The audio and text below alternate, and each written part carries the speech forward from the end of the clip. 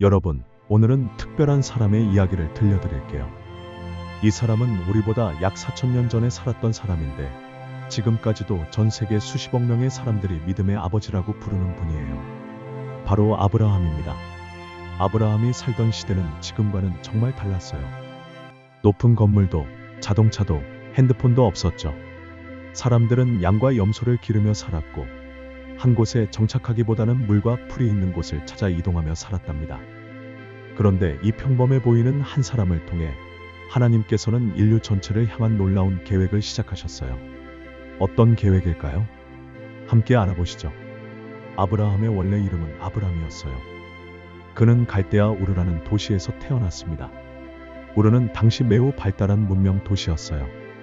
큰 집들과 신전들이 있었고 사람들은 여러 신들을 섬겼답니다. 당시 사람들은 달과 별 그리고 손으로 만든 신상들을 신이라고 믿고 섬겼거든요. 아브람도 그런 환경에서 자라났어요. 그런데 어느 날 정말 놀라운 일이 일어났습니다. 아브라마, 너는 너의 고향과 친척과 아버지의 집을 떠나 내가 내게 보여줄 땅으로 가라. 아브람은 깜짝 놀랐어요. 지금까지 들어본 적 없는 음성이었거든요. 하지만 이상하게도 그 음성은 너무나 사랑스럽고 확신에 찼어요. 내가 너로 큰 민족을 이루고 내게 복을 주어 내 이름을 창대하게 하리니 너는 복의 근원이 될 것이다. 너를 축복하는 자에게는 내가 복을 내리고 너를 저주하는 자에게는 내가 저주를 내리리라. 땅의 모든 족속이 너로 말미암아 복을 얻을 것이다. 여러분, 잠깐 생각해 보세요. 만약 여러분이 아브람이라면 어떻게 하셨을까요? 갑자기 들어본 적 없는 음성이 고향을 떠나라 고 한다면 말이에요. 게다가 어디로 가야 할지도 정확히 말해주지 않으셨어요. 그냥 내가 보여줄 땅으로 가라 고만 하셨거든요. 보통 사람이라면 이건 너무 무책임한 요구야 라고 생각할 수도 있었을 거예요.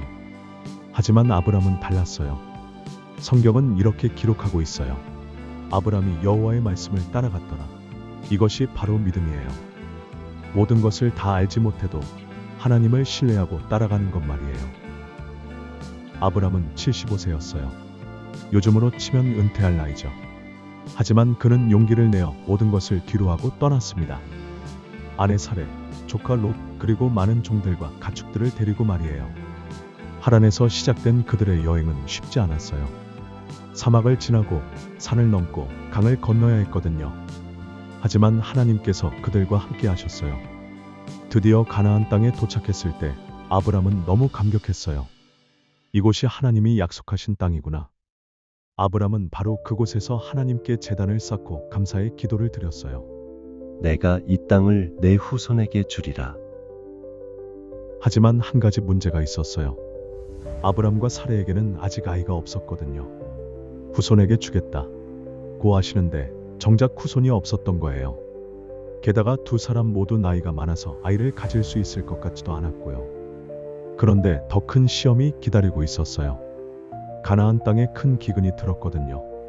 비가 오지 않아서 풀도 자라지 않고 곡식도 자라지 않았어요. 아브람은 고민에 빠졌어요. 하나님이 이 땅으로 오라고 하셨는데 왜 이런 어려움이 생겼을까?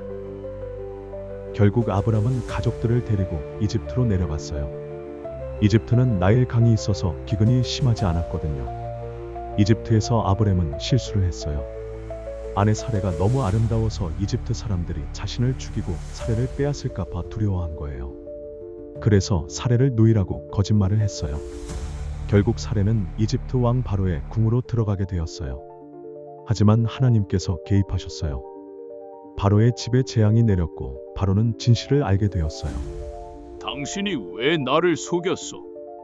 이 여인이 당신의 아내라고 왜 말하지 않았소? 아브람은 부끄러웠지만 하나님의 보호하심을 경험했어요. 이집트에서 돌아온 후 아브람과 조카 롯 사이에 문제가 생겼어요. 두 사람 모두 가축과 종들이 많아져서 한 곳에서 살기 어려워진 거예요. 목자들 사이에 다툼이 일어났죠. 아브람은 지혜롭게 해결했어요. 우리는 한 가족이니까 싸우면 안 되지 않겠니? 이 넓은 땅이 우리 앞에 있으니 내가 왼쪽으로 가면 나는 오른쪽으로 가고 내가 오른쪽으로 가면 나는 왼쪽으로 가겠다. 롯은 요단강 들판을 선택했어요. 그곳은 물이 풍부하고 비옥해 보였거든요. 하지만 그곳에는 소돔과 고모라라는 악한 도시들이 있었어요. 아브람은 헤브론 근처 산지를 택했어요. 겉보기에는 롯이 더 좋은 땅을 가진 것 같았지만 하나님께서는 아브람의 관대함을 보고 계셨어요. 롯이 떠난 후 하나님께서 다시 아브람에게 나타나셨어요. 이제 눈을 들어 내가 있는 곳에서 동서남북을 바라보라. 보이는 땅을 모두 내가 너와 내 후손에게 영원히 주리라. 또 내 후손을 땅에 티끌 같게 하리니 사람이 땅에 티끌을 능히 셀 수 있다면 내 후손도 세어질 것이다.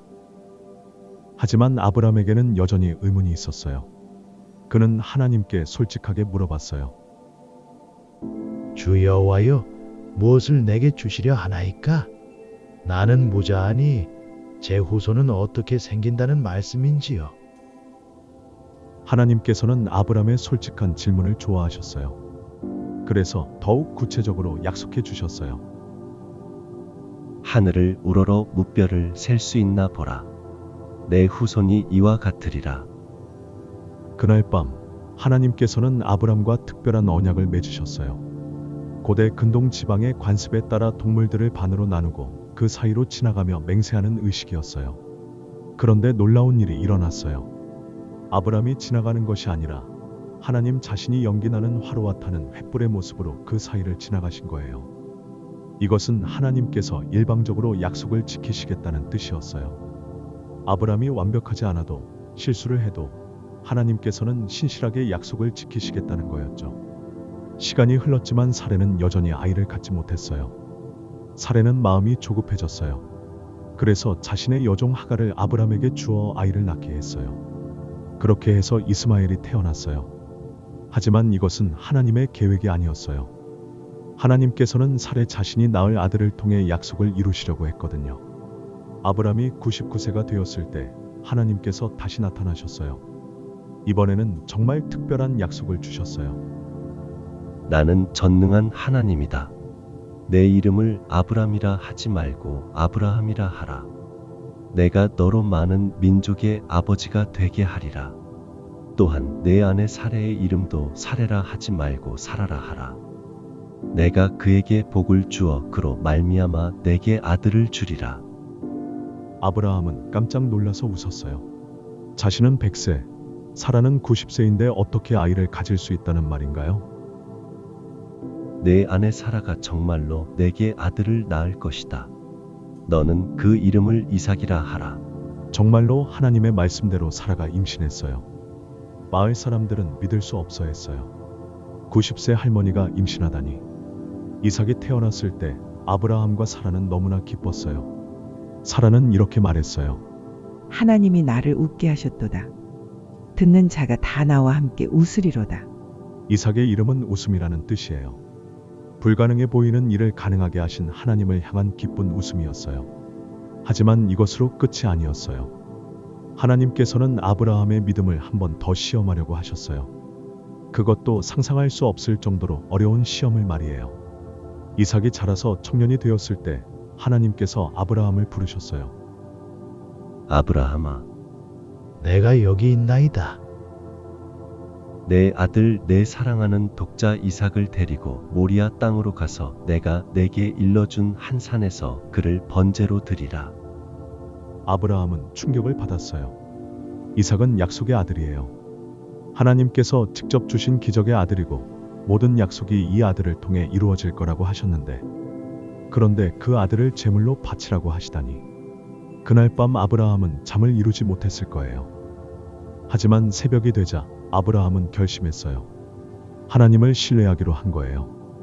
다음 날 아침 일찍 아브라함은 이삭과 두 종을 데리고 모리아 산을 향해 떠났어요. 사흘 길을 걸어서 그 산에 도착했어요. 산 밑에서 아브라함은 종들에게 말했어요. 너희는 나귀와 함께 여기서 기다리라. 내가 아이와 함께 저기 가서 예배하고 우리가 너희에게로 돌아오리라. 주목해보세요. 아브라함은 우리가 돌아오리라고 했어요. 이삭을 제물로 바치러 가면서도 우리가 돌아온다고 한 거예요. 이것은 아브라함이 하나님께서 이삭을 다시 살리실 거라고 믿었기 때문이에요. 이삭이 아버지에게 물어봤어요.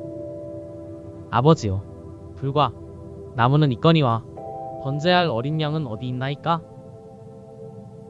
아브라함의 마음은 찢어지는 것 같았어요. 하지만 그는 믿음으로 대답했어요. 내 아들아, 번제할 어린 양은 하나님이 자기를 위하여 친히 준비하시리라. 정말 예언적인 말이었어요. 훗날 바로 이 모리아 산에서 하나님께서 친히 어린 양 같은 분을 준비하실 거였거든요. 드디어 그 장소에 도착했어요. 아브라함은 제단을 쌓고 나무를 버려놓고 이삭을 묶어서 제단 위에 놓았어요. 그리고 손에 칼을 들었어요. 바로 그 순간 아브라함아, 아브라함아. 내가 여기 있나이다. 그 아이에게 내 손을 대지 말라. 그에게 아무 일도 하지 말라. 내가 내 아들 내 독자라도 내게 아끼지 아니하였으니 내가 이제야 내가 하나님을 경외하는 줄을 아노라. 아브라함이 고개를 들어보니 덤불에 뿔이 걸린 수샹이 있었어요. 하나님께서 진짜로 번제할 양을 준비해 주신 거예요. 아브라함은 그 수샹을 잡아 이삭을 대신하여 번제로 드렸어요. 그리고 그곳의 이름을 여호와 이레라고 했어요. 하나님께서 준비하신다는 뜻이에요. 하나님께서는 아브라함의 믿음을 보시고 다시 한번 약속을 확증해 주셨어요. 내가 나를 가리켜 맹세하노니 내가 이같이 행하여 내 아들 내 독자라도 아끼지 아니하였은즉 내가 내게 큰 복을 주고 내 씨를 크게 번성하여 하늘의 별과 같고 바닷가의 모래와 같게 하리라. 내 씨가 그 원수들의 성문을 차지하리라. 또 내 씨로 말미암아 천하 만민이 복을 받으리니 이는 내가 나의 말을 청종하였음이라. 이 약속은 정말로 이루어졌어요. 아브라함의 후손인 이스라엘 민족을 통해 하나님의 구원 계획이 펼쳐졌고 마침내 예수 그리스도께서 이 땅에 오셨거든요. 아브라함이 모리아 산에서 하나님이 친히 어린 양을 준비하시리라 고 말했던 그 예언이 수천 년 후에 정말로 이루어진 거예요. 예수님께서 바로 그 어린 양이 되어 주셨어요. 아브라함은 175세까지 살면서 하나님과 동행하는 삶을 살았어요. 그는 이 세상에서는 나그네와 같이 살았지만 하나님 나라의 영원한 시민이었어요. 아브라함의 일생을 보면서 우리가 배울 수 있는 것들이 참 많아요. 첫째, 하나님의 부르심에 순종하는 것입니다. 아브라함은 모든 것을 다 알지 못했지만 하나님을 신뢰하고 따라갔어요. 둘째, 어려움 속에서도 하나님을 의지하는 것입니다. 기근이 와도 전쟁이 일어나도 아브라함은 하나님께 피했어요. 셋째, 하나님의 약속을 끝까지 믿는 것입니다. 25년 동안 아들을 기다리면서도 아브라함은 하나님의 약속을 믿었어요. 넷째, 하나님보다 더 소중한 것은 없다는 것입니다. 가장 사랑하는 아들까지도 하나님께 내어드릴 수 있었던 아브라함의 믿음은 정말 대단해요. 여러분, 오늘 아브라함의 이야기를 들으면서 어떤 생각이 드셨나요? 아브라함은 완벽한 사람이 아니었어요. 때로는 두려워서 거짓말을 하기도 했고 하나님의 약속을 기다리지 못해 성급한 결정을 내리기도 했어요. 하지만 하나님께서는 그런 아브라함을 사랑하셨고 그를 통해 놀라운 일들을 이루셨어요. 하나님께서 아브라함에게 주신 축복은 아브라함만을 위한 것이 아니었어요. 땅의 모든 족속이 너로 말미암아 복을 얻을 것이다 라고 하셨잖아요. 그 축복은 지금 우리에게까지 흘러왔어요. 아브라함을 믿음의 조상이라고 부르는 이유는 그가 하나님을 신뢰하고 순종하는 삶을 살았기 때문이에요. 우리도 아브라함처럼 하나님을 신뢰하며 살아간다면 하나님께서 우리의 삶을 통해서도 놀라운 일들을 이루실 거예요. 하나님의 계획은 지금도 계속되고 있어요. 그리고 여러분도 그 계획의 소중한 일부분이랍니다.